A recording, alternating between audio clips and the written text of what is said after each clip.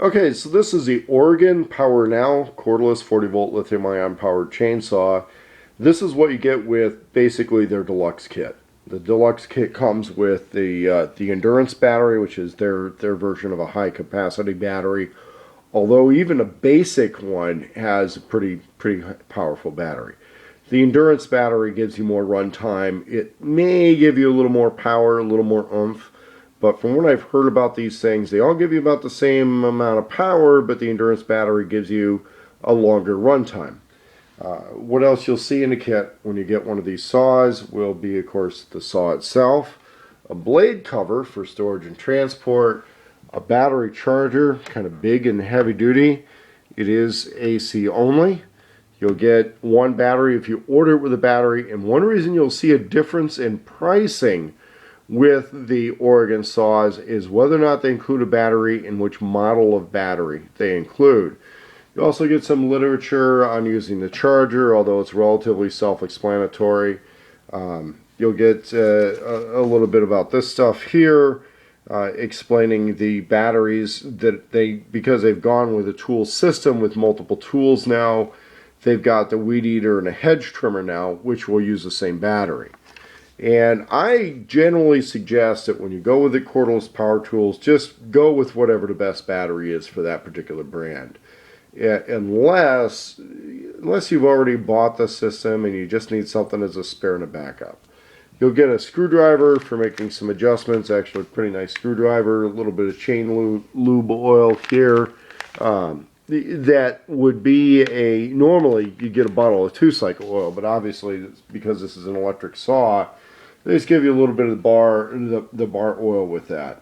You'll notice that Main Prepper's channel, he's got some stuff on there about using actual chainsaw oil, which has a paraffin, a higher paraffin content than regular motor oil, which will make the blades and bars last longer. Before seeing that, to be entirely honest, I'm a 30-weight motor oil guy. I used to be able to get the 30-weight motor oil for 99 cents a quart, and I just dump it on a blade. Personally, I never trusted those little self-oiling mechanisms. I found they would leak or they wouldn't work the way I wanted them to work, so I prefer just dumping it on the blade. But then a lot's changed since I used to work for a tree service company when I was in college. I don't do that. I never considered myself to be an actual professional at that, but I was a frequent user of a chainsaw.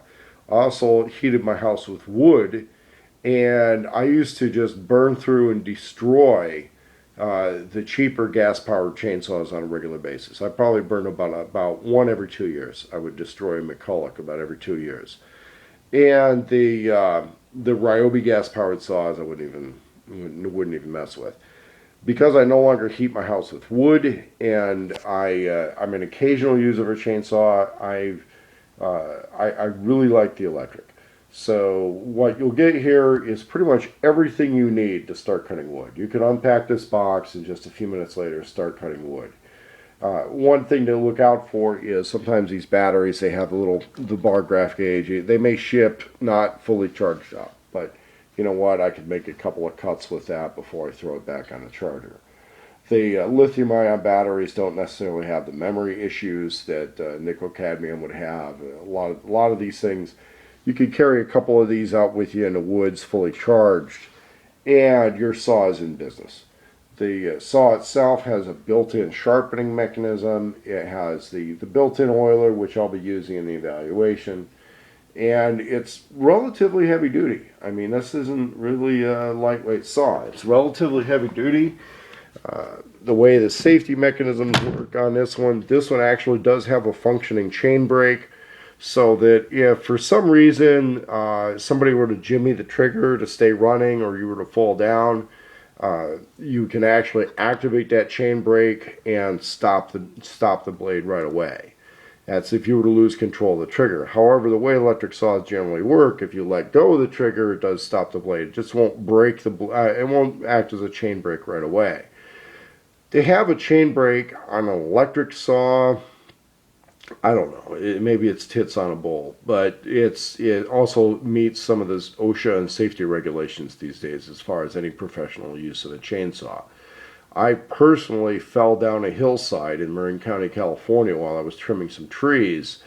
And it was so steep, I went tumbling. And as I was falling, I hit the chain brake lever on the saw really hard. It was an older model McCulloch. And I hit it so hard I broke it off. And when I came to rest after falling down a hillside, I was laying on top of the chainsaw with the blade on my chest and the saw running. And I was uninjured because that particular saw had a chain brake. Now, I've seen some guys do the big macho, big stuff with some older home light saws because they really felt the older equipment was better, but it didn't have any of the safety equipment that's mandatory on a lot of the modern professional use saws. So I pretty much refuse to work that job site. I'm not going to use unsafe equipment just because somebody out there thinks it makes a little bit more profit to do so. So when you look at safety features on these, this does have everything that you should expect to have to meet any kind of safety or OSHA standards. What it's not going to have is one of these little tip guards out here. Mainly, you're only going to see those on lower powered saws or on something that's a real nanny state situation that even Ryobi, I think, no longer includes that on their larger saws, but they were including it on their little 18-volt saw because that saw lacked the power to be able to bite at the tip. This one, I'm told, has plenty of power. You can do plunge cutting with it. And where that comes in useful is notching logs. Let's say you're building a log home or building log shelters. You got to realize that for survival purposes, this is about as perfect as a chainsaw is going to get. And I'll go into that in another little subject video here in a series of videos coming up since I've got the saw for evaluation purposes also.